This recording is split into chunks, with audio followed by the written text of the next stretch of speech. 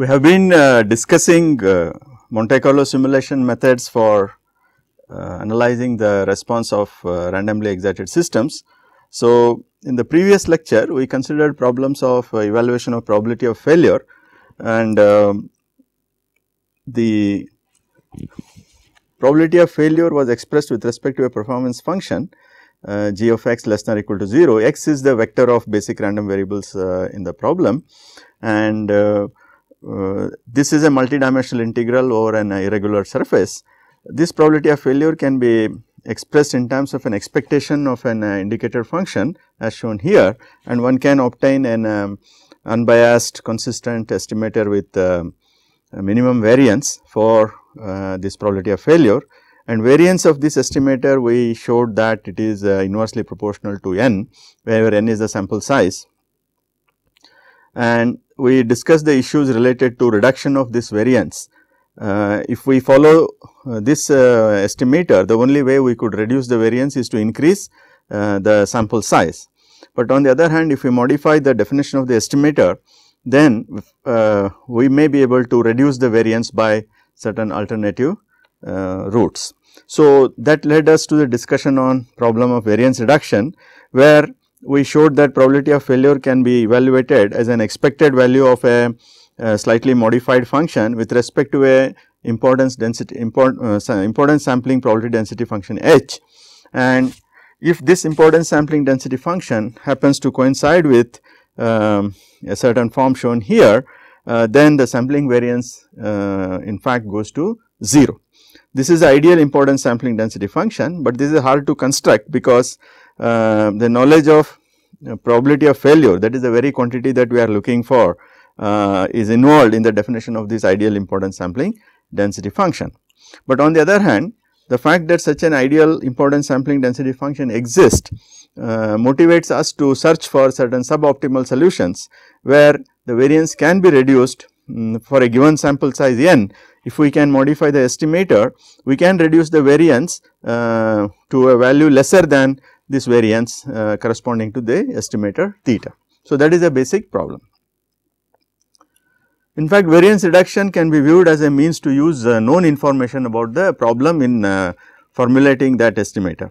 In fact, if nothing is known about the problem, no variance reduction is possible. On the other extreme, when everything about the problem is known, that means the probability of failure is exactly known, the variance reduces to 0, but then the simulation itself is not needed. So, the problem is now therefore, how do we get information about the problem so as to construct a suitable importance sampling density function, or how do we generate information about the problem on hand and use it on the fly and modify the estimator suitably. So, the basic idea is to perform a few cycles of brute force simulation and learn something about the problem and utilize this knowledge in constructing the estimator for probability of failure. There are a few techniques in the existing literature which work on this principle or which work based on methods that are motivated by these facts. One of the method is what is known as subset simulations, and subset simulation using Markov chain Monte Carlo was something that I started discussing in the previous lecture. So, we will continue with that. The basic idea here is that small failure probability can be expressed as a product of larger conditional failure probabilities. These conditional failure probabilities can be estimated with lesser computational effort. The way this method has been formulated in the existing literature, the method is fairly widely applicable to problems of statics, dynamics, nonlinear mechanics, non-Gaussian random variables, and so on and so forth. Now, let me again clarify the motivation behind the development of this method in the context of nonlinear dynamical systems driven by random excitation. So, we will consider a nonlinear system my double dot plus cy dot plus ky plus f of y comma y dot comma t is equal to q of t, where q of t is a 0 mean stationary Gaussian random process. To start with, we will assume that this random process is mean square periodic, and we will be able to write this in a Fourier series with random coefficients, where a n, b n are normal random variables whose variances are adjusted to match the information from the power spectral density function. Now, if we define z of t, which is a nonlinear function of y dot and a function of time to be a metric of system performance, we are basically interested in estimating the probability that this metric, the value of this metric stays below a permissible value z star for a duration 0 to capital T. So, in this problem we can also note that the parameter m, c, k and any of the parameters associated with definition of f could themselves be random variables, and that we denote as theta. So, the problem on hand is the reliability of the system is probability that this metric of performance assumes value less than critical value over a time duration. Now, this is a problem in time variant reliability, and we convert this into a problem in time invariant reliability by replacing this by the maximum of this event by the event that maximum of z of t stays below z star, and this maximum is taken over the duration 0 to capital T. So, if this maximum is defined as Zm of x minus and minus z star less than or equal to 0 is the failure event. So, we define this z star minus Zm of x as a performance function. X is the capital X is the set of random variables relevant to the problem. It involves the parameters associated with excitation, system parameters and also the metrics of performance. So, the probability of failure that we are looking for is given by the expected value of the indicator function g of x less than or equal to 0. So, this is a multifold integral, the size of this integral is equal to size of this random vector x. Now, an estimator for this probability of failure using brute force Monte Carlo is given by this, where xi is the ith sample drawn from this probability density function. Now, we have already seen that P f hat is an unbiased and consistent estimator of P f with minimum variance, and the optimal variance is given by this, where the variance is now, as I already said, is inversely proportional to the sample size.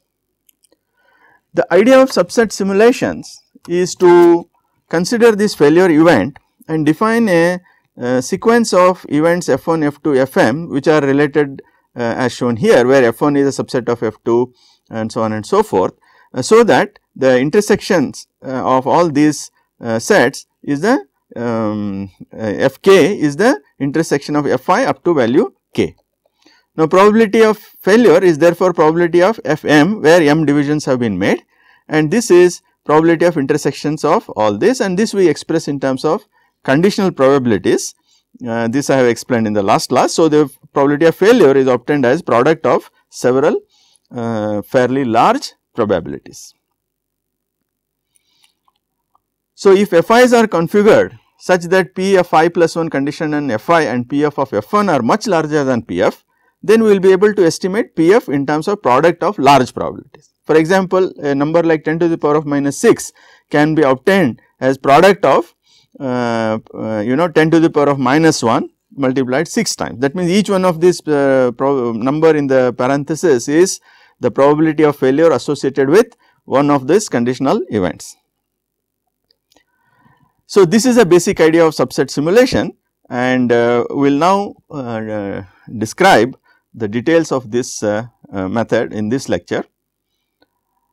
So, what we do is we run a brute force Monte Carlo simulation using say 200 samples. I use this number 200 to illustrate the method. This 200 has no specific sanctity beyond this. Now, for every 200 every member of this set of samples, we evaluate the realization of the performance function. Then we rank order these performance functions and pick the 20th ranked member and denote this number, that is the performance function, as g1 star. We introduce a new performance function g1 of x is g of x minus g1 star. Now, we define the event f1 as g1 of x less than or equal to 0. Now, clearly p f 1 hat is estimate of probability of g1 of x less than or equal to 0 is 0.1, because we have taken 200 samples and this g1 star is defined with respect to the 20th sample. Now, that would mean there will be 20 points in the failure region, where failure region is defined with respect to the event f1. So, in the region f1 there will be now 20 points at the end of this first step. Now, we store all these numbers which lie in the failure region of g1 of x. Now, we run 20 episodes of Markov chain Monte Carlo, with each episode commencing from one of the 20 points in the failure region of G1 of x. In each run, we continue with simulation till 9 points are obtained in the failure region of G1 of x. So, at the end of this, we will have 200 points now in the failure region of G1 of x. Now, we rank order the value of g of x at these 200 points and identify again the 20th ranked member and denote this by g2 star. We define a new performance function, g2 of x is equal to g of x minus g2 star. We define now the event f2, g2 of x less than or equal to 0. Again, Pf2 will be the estimate of g2 of x less than or equal to 0 conditioned on g1 of x less than or equal to 0. This number is 0.1. Again, because we have taken 200 points and where g2 star is defined with respect to the 20th member in the ordered list. Now, just as we defined f2, now we will define f3, f4 etc., and we will repeat this exercise till fm equal to f is reached. So, at every stage I will be getting one of these probabilities, these conditional probabilities of fi plus 1 conditioned on fi, and at the end of this we find out the requisite probability of failure by multiplying p of f1 into these conditional probabilities m minus 1 conditional probabilities, probability of fi plus 1 conditioned on fi.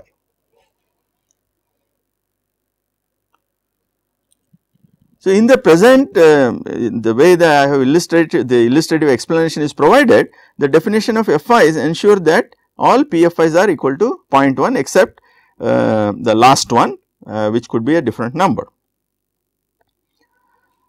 Now, in the existing literature there are results which provide estimates of sampling variance following this procedure, and also in the Monte Carlo Markov chain Monte Carlo, one need to select the proposal density function, and typically if we are working in standard normal space, we select the proposal density function to be a normal probability density function centered at the point where we commence our Monte Carlo simulations, that is MCMC simulations. So, the results that we get are controlled by several factors, namely this 200 samples I mentioned, this 200 is a number. So, how much it can be 100, 500, 1000, and that is one of the factors that will be controlling our answer. And similarly, what is FM? How do you define F1, F2, F3? FM, this probability of failure as 0.1. We are selecting the 20th ranked member in a set of 200 samples. We could as well select 15th ranked or 10th rank or 30th rank, so on and so forth, in which case these probabilities will be different. So, that is another factor, and similarly this Markov chain Monte Carlo also would involve choice of proposal density function, and proposal density function, if it is normal, the choice of the mean value, the choice of the covariance matrix, etc. So, there are several parameters that affect the performance of this method. We will now consider two examples to illustrate the method of subset simulations. One is xm is maximum of xi, where I takes values from 1 to 10. For purpose of illustration, we take these 10 random variables to be 0 mean Gaussian random variables with covariance matrix given by expected value of xi square is 1 for all I. That means, in the covariance matrix along the diagonal the entries are 1. There are few off diagonal terms which represent the cross covariance which are non-zero. So, xi xj is 0 for all ij excepting x1 x2 which is 0.3, x4 x5 which is 0.4 and x6 x10 which is 0.2. You must notice that this covariance matrix is symmetric. Therefore, if I say expected value of x1 x2 is 0.3, it automatically implies that expected value of x2 x1 is 0.3. Similarly, member 5 4 is 0.4, the member 6 10 6 is 0.2.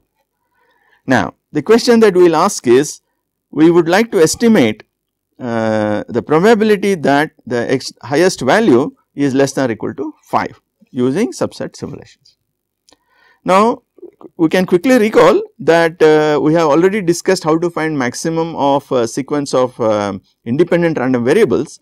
We have also derived the the probability density function for maximum of n random variables when the nth order density function is known. Therefore, there is an exact solution available for this problem. So, what we do is we select 200 samples for each subset simulation, and we take the proposal density function to be normal, where it is the mean is centered at xi, which is the ith sampling point, and the covariance in this example we have taken it to be an identity matrix.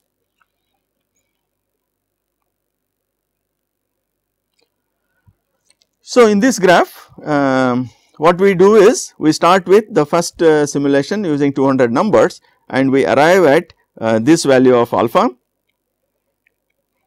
This will be the value corresponding to this number. We will define G1 star and get this probability of failure.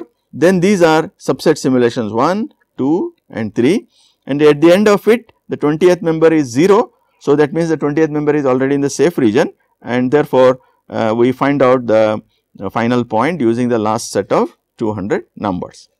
The blue line is a result of a brute force Monte Carlo simulation with 10 to the power of 5 samples. So, at every step we are moving by a factor of 0.1, and in the end we multiply all that and reach this point. This is like climbing a staircase. Instead of climbing a large staircase, we are taking small steps and reaching this point from this point. So, this is the basic the principle of subset simulations. So, there are some details.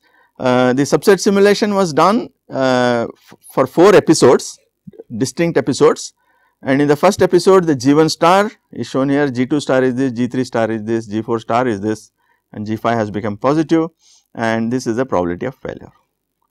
And similarly, in the second episode we get this number, and third episode we get this number, and so on and so forth. The point that is being made here is that this estimate of probability of failure is subject to sampling fluctuations, and if complete description of the solution is needed, one need to probably establish the confidence limits on these numbers. Another example, we take a random process x of t. We take it as a n cos omega n t plus b n sin omega n t, where a n b n are taken to be IID sequence of normal random variables with 0 mean and standard deviation as shown here, and b n is also IID sequence, and we assume that a n and b n b k are independent, and omega n is taken as 2 pi n, which would mean that omega 1 is 2 pi, and we are interested in finding the maximum value of this random process over a time duration t to 0 to 10. Specifically, we are asking the question, what is the probability that xm is less than or equal to 8. Now, this example would serve us as an illustration on how to deal with how to use subset simulations when we are dealing with response which is a random process. So, this discussion is relevant to all situations where the power spectral density function is available either through a response analysis or via a modeling exercise, and we are interested in doing estimating probabilities of this kind based on that. So, this Fourier series representation essentially assumes that the autocovariance function is periodic, and that amounts to certain approximations in discretizing the power spectral density function, but as n tends to infinity, this method is likely to give acceptable results. So, we have implemented the subset simulation on this with 200 samples per subset, and again we take the proposal density function to be normal centered around the point in the failure region, and we take the covariance matrix to be 0.4 into identity matrix. We have also performed a brute force Monte Carlo simulation with 10 to the power of 5 samples. So, that this forms the basis on which we can compare these two results. So, the results are as shown here. Blue line here is the result from brute force simulation with 10 to the power of 5 samples, and these numbers are probability of F1, this is F2 conditioned on F1, F3 conditioned on F2, so on and so forth, and this is the final probability. This is probability F1, F2, F3, and this is Fm, probability of failure associated with those events. This is actually 1 minus probability of failure. So, this is actually the reliability of the system. So, in this calculation the G1 star, G2 star were obtained as shown here, and these numbers are subject to sampling fluctuations. This is the realization that we got when this simulation was performed.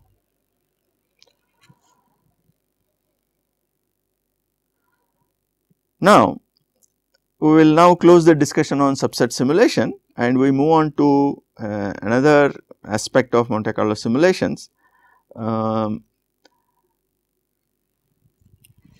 I talked about problems of spatial variability in structural mechanics, and I posed that as one of the difficulties that we need to deal with, along with the difficulty that I mentioned about calculus of Brownian motion process. So, now I will address the second difficulty, namely how to deal with random variability in space. So, as a prelude to that, we will discuss certain ways of representing random processes, and then take up the problem of dealing with structural dynamics with parameter uncertainties, where uncertainties are spatially varying. So, we start the discussion by considering what is known as Carhoonan-Low expansion. A few preliminaries to begin with. As a prelude to this discussion, we will consider a function f of t to be a deterministic function defined over an interval minus t by 2 to plus t by 2. Let us assume that f of t is well behaved in a suitable sense, and we consider a sequence of functions phi 1, phi 2, phi 3, phi n when going to infinity, which satisfy completeness requirements and the orthogonality conditions. Integral minus t by 2 to plus t by 2 phi n of t phi k of t dt is Kronecker delta n k. So, delta n k is 1 for n equal to k and 0 for n not equal to k. So, this is the orthogonality relation satisfied by the functions phi n, and we express f of t in a convergent series. F of t is equal to n summation n from 1 to infinity b n phi n of t. Phi n of t are known, b n's are the unknowns. Now, the error of this representation, a measure of that can be the difference between these two, and we square that and integrate over the time period of interest. So, this can be viewed as the total mean square error over the time period of interest. Now, the constants b n which are unknown can be evaluated by minimizing this error with respect to b n. That means, dou epsilon by dou b k equal to 0 for k equal to 1, 2, 3, 4 infinity, so on up to infinity. So, a simple calculation would show that b k would be minus t by 2 plus t by 2 phi k of t f of t dt, k running from 1 to infinity. So, f of t is known, phi k of t is known, therefore, this quadrature can be performed. So, I get b k. So, this provides a means of representing a function f of t in terms of set of orthogonal functions and the coefficients which can be evaluated based on the knowledge of the function and the basis functions chosen. Now, the question we ask is, can similar formulation be developed for representing random process x of t? This is a question that we will consider presently, and a reference for this discussion is the book by Ventris, Detection, Estimation and Modulation.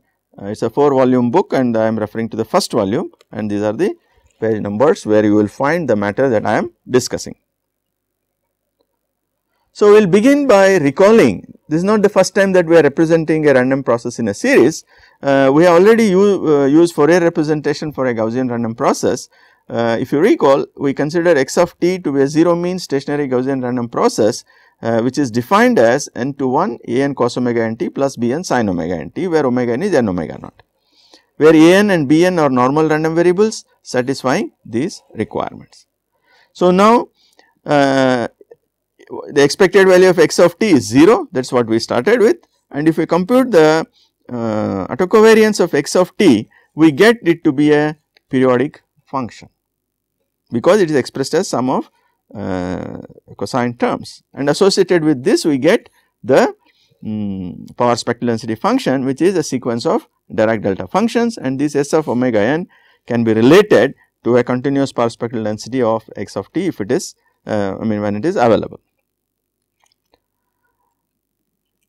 Now, if x of t is mean square periodic, we can use a Fourier representation with uncorrelated coefficients. That means, if I use this representation and the autocovariance of x of t is periodic, then a n and b n will be uncorrelated. Now, the question is, what happens to x of t if R x x of tau is not periodic? That can we obtain series representations with uncorrelated coefficients when x of t is not mean square periodic? Or more generally, when x of t is not even stationary, how do we get this type of representations? Furthermore, what happens if x of t is non-Gaussian? How do we obtain series representations? So, these are the questions that we would like to consider now. Let us start by considering a Gaussian random process. So, let us consider x of t to be a 0 mean Gaussian random process, which is not necessarily stationary to start with and not necessarily mean square periodic. Now, consider the series x of t n equal to 1 to infinity, here a n phi n of t. Here this a n, a1, a2, a3, a infinity are a set of random variables and phi n of t are a set of deterministic functions. These functions are such that they are orthogonal over the time duration of interest, that is integral phi n t phi m t dt is equal to 0 when n not equal to m, and it is normalized to be 1 when n equal to m. Based on this, we can obtain an expression for a k in terms of x of t and phi k of t, as we have done for the deterministic function just a while before. Now, the question that we want to ask is, if x of t is a random process, it is immediately evident that a k is a random variable, because it is a transformation on a random process. Now, we would like to select this phi n and this family of functions phi 1, phi 2, phi 3, phi etc., such that these random variables a n a k are orthogonal, in the sense expected value of a n a k is 0 when n not equal to k, and it is some constant lambda n when n equal to k. Now, if you take expected value of a n to be 0 for all n, then expected value of x of t is 0. So, one of the if expected value of x of t is 0, we can impose the condition expected value of a n is 0. Now, we have this representation x of t is n equal to 1 a n phi n of t. Therefore, at t equal to t1, it is x of t1 summation a n phi n t1. I will multiply both sides by a k and take the expectation. Now, on the right hand side I get expected value of a k a n phi n of t1. Now, we want a k a n a k to be orthogonal. That would mean this summation will yield a non-zero value only when n equal to k. Now, for a k I will express in terms of x of t using the formula that is this formula that we derived just now. So, on the left hand side I have expected value of x of t1 into this integral phi k t x of t dt. On the right hand side I have lambda k phi k t1. Now, we can take the expectation operator inside and x of t1 inside the integrand, and I get the equation integral phi k t expected value of x of t1 x of t dt is equal to lambda k phi k of t1. Now, this can be written in a more compact more standard form as integral minus t by 2 to plus t by t r x x of tau comma t phi of tau d tau is lambda phi t for t between minus t by 2 plus t by 2. So, what is that we are looking for? We are looking for phi of t which ensure that our random variables a1, a2, a3, an etc. are all mutually orthogonal. This, if you see, is an integral eigenvalue problem. This is of the form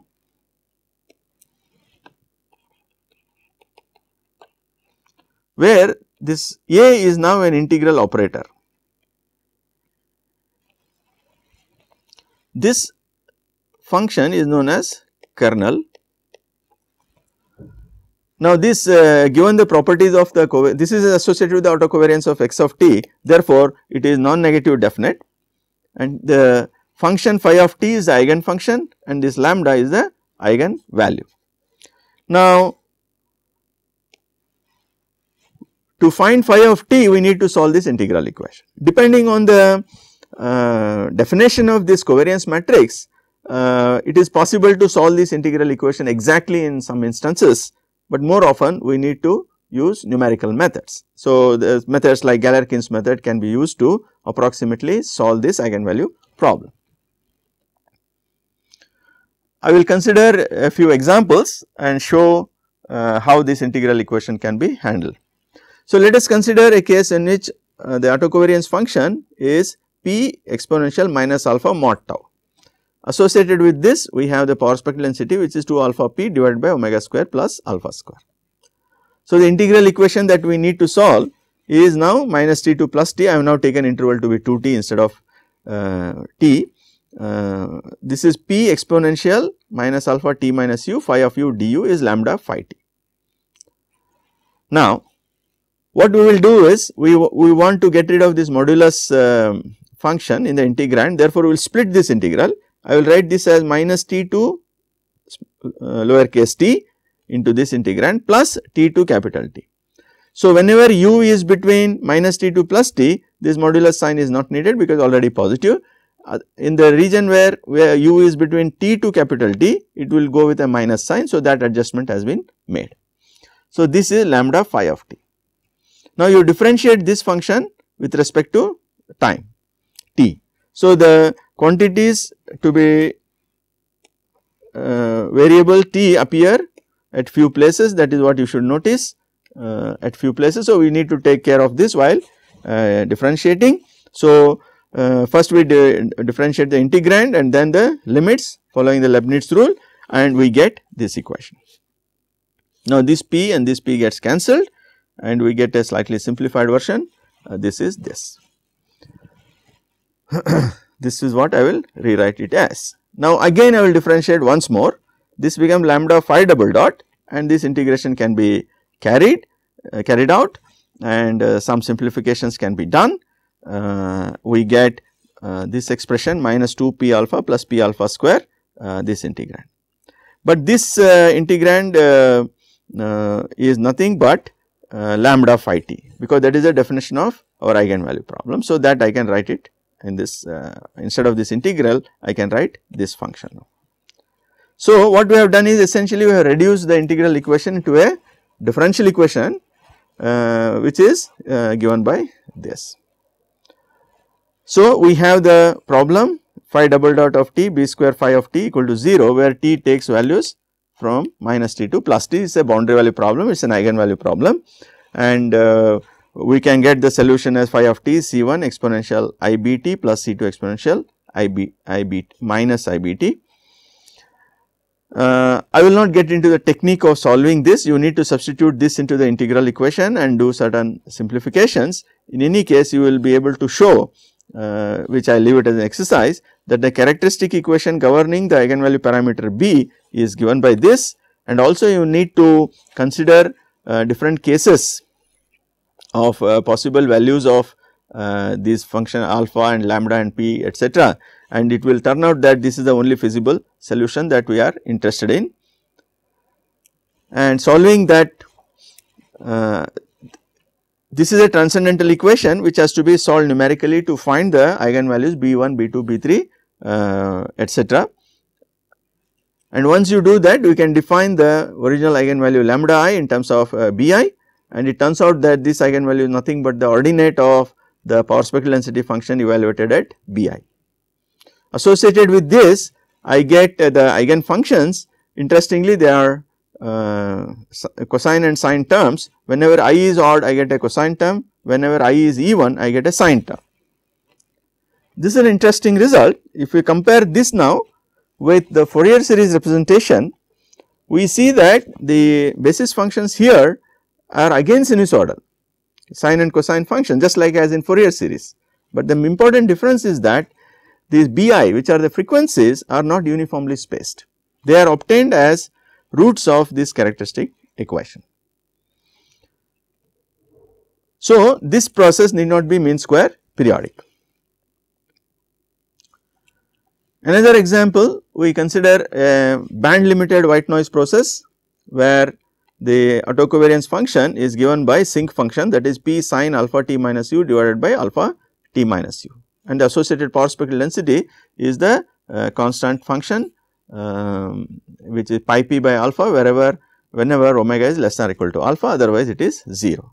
So, the integral equation to be solved, the eigenvalue problem is given by this, and I do not want to get into the details of this, but I would like to mention that the differential equation associated with this, we need to follow the same approach as we did in the previous example. We have to differentiate this twice and use the definition of the eigenvalue problem. If you do that, for the eigen functions, we get this second order differential equations with time varying coefficients.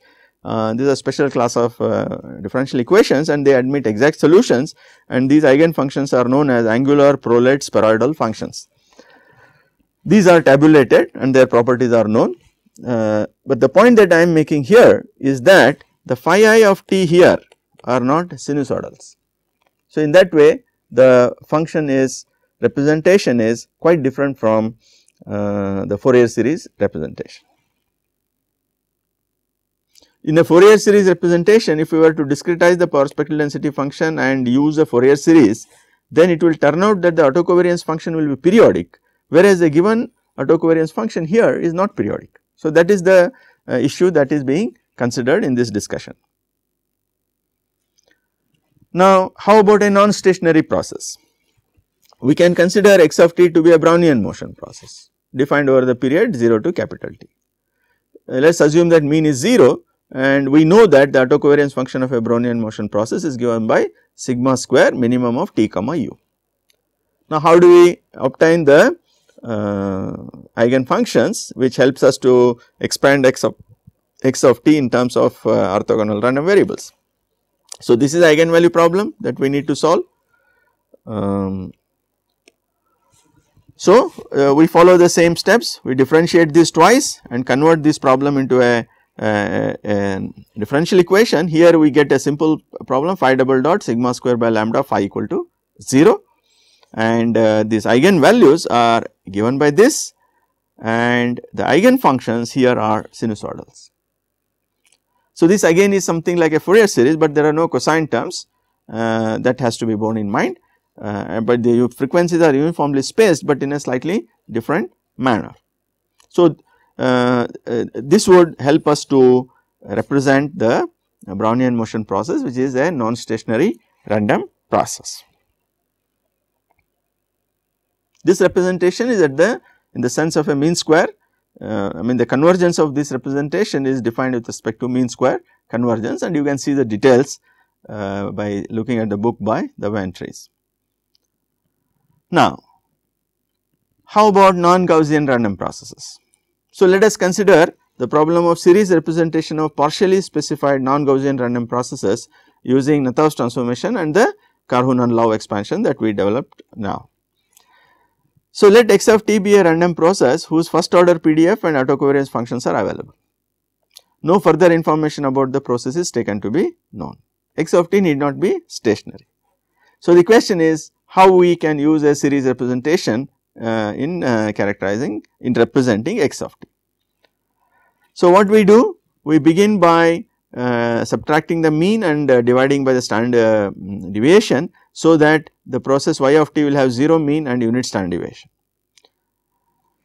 Now, we introduce a new random process z of t, which is a Gaussian random process with 0 mean and unknown covariance function through this transformation. Phi z of t is py y of t. This is a Nathan's transformation that I have discussed earlier. Here this phi is the probability distribution function of n01 random variable, and z of t is a 0 mean Gaussian random process with an unknown covariance function actually.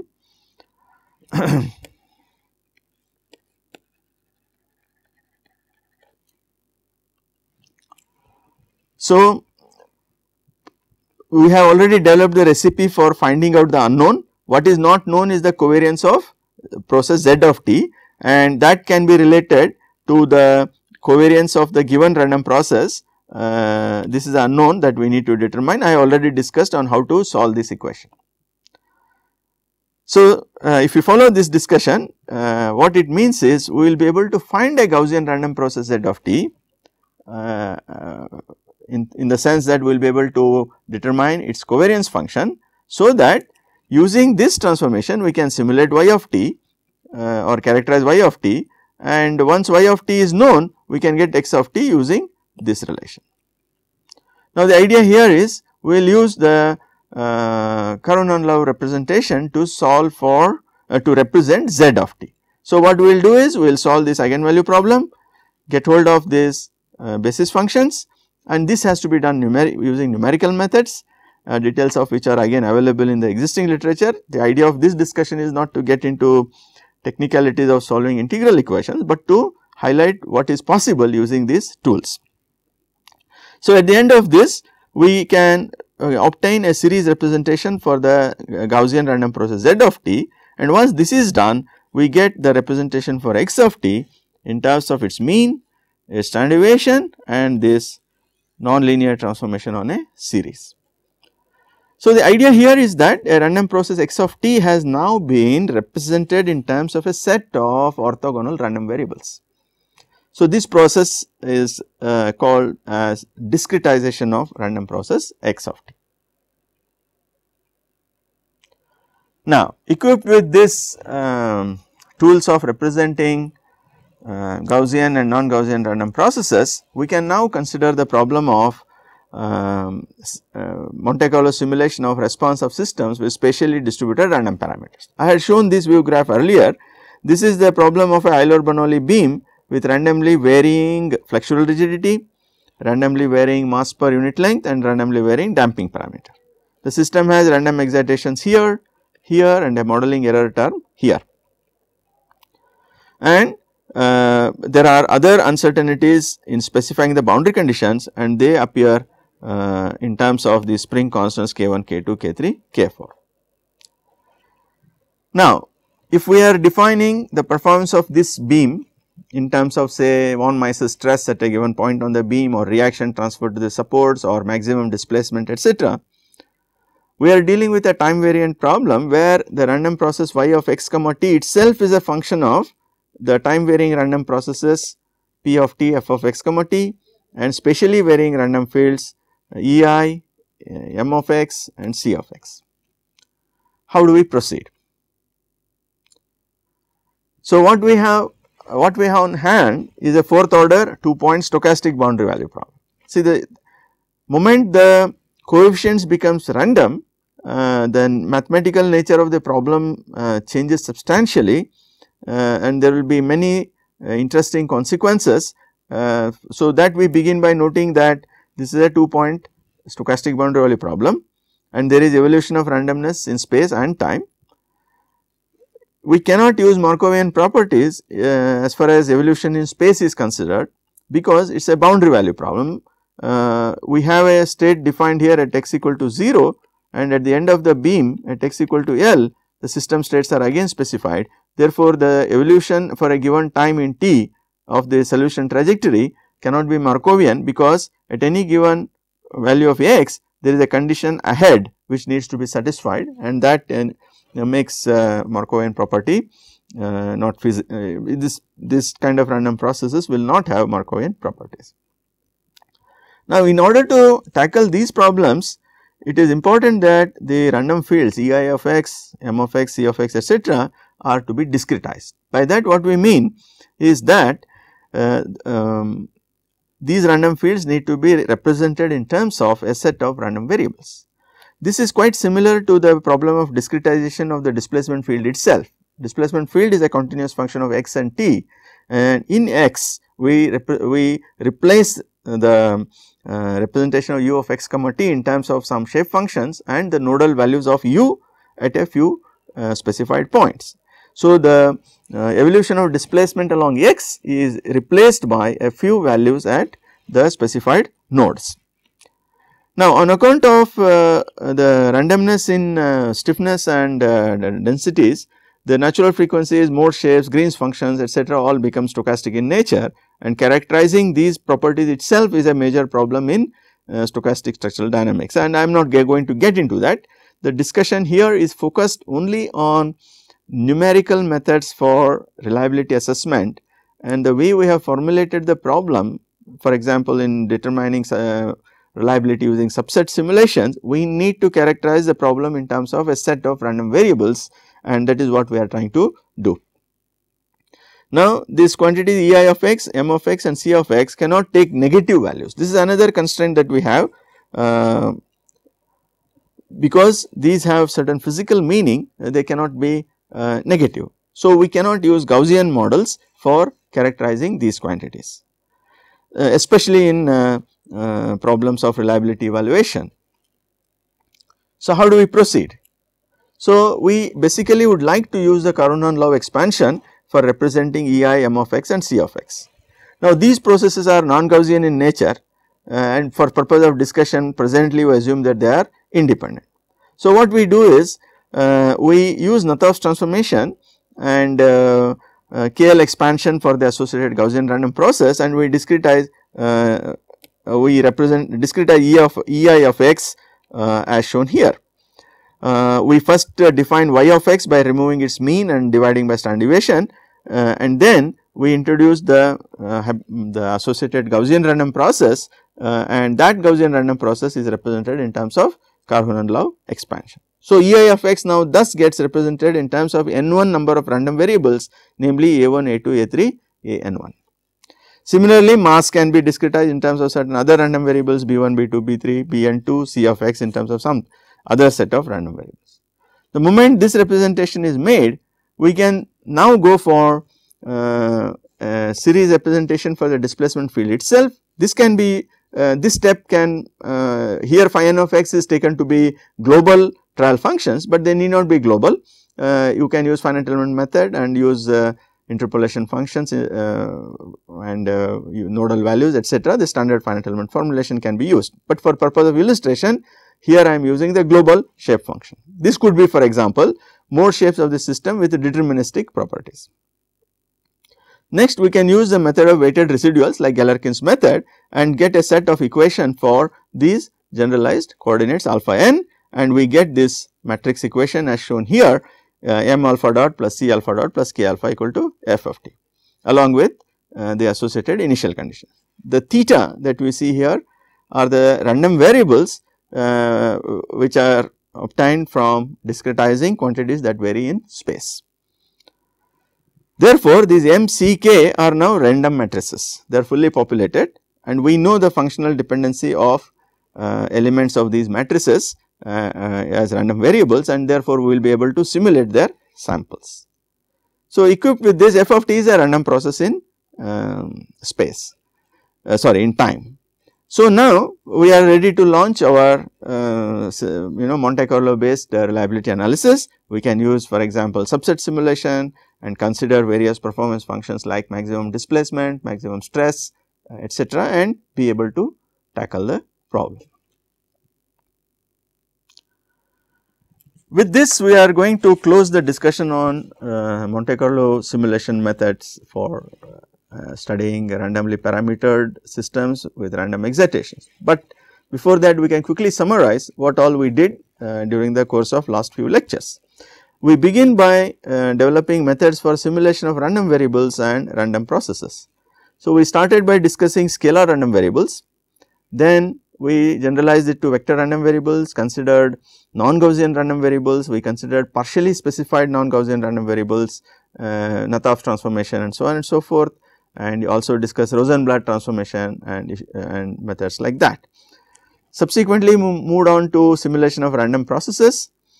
Here again we considered scalar Gaussian random processes, vector Gaussian random processes, scalar non-Gaussian random processes, scalar vector non-Gaussian random processes, stationary random processes, non-stationary random processes, and so on and so forth. We also discussed the Fourier and KL expansion based methods for representing random processes. Fourier series methods I have discussed at several points during the course of these lectures, and the Karhunen-Low expansion methods was discussed during today's lecture. We have also been introduced to the methods of statistical inference and the estimation theory, and the peculiarities associated with calculus of Brownian motion and their implications on numerical simulations of systems driven by white noise have been clarified, and we developed this I2 series expansions and strong forms of discretized version of these stochastic differential equations, and we illustrated a few examples. Subsequently, we considered the problem of estimation of low probability of failure. So, if probability of failure is of the order of 10 to the power of minus 5, we showed that if you want estimate of probability of failure with coefficient of variation of about 0.1, we would need about 10 to the power of 7 samples, and the computation then becomes exorbitant, and therefore, we need to consider the problem of variance reduction.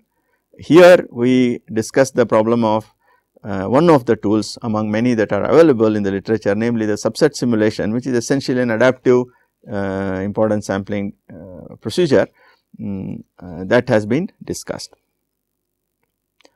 Finally, we considered the problem of systems with spatially varying random properties, and we considered the question of discretization of these spatially varying quantities using Karhunen-Low expansion. So, with this we will close the discussion on Monte Carlo simulations, and in the next course of lectures we will consider some application of stochastic structural dynamics in problems of earthquake engineering, wind engineering, failures due to fatigue, and so on and so forth. So, at this point we will conclude this lecture.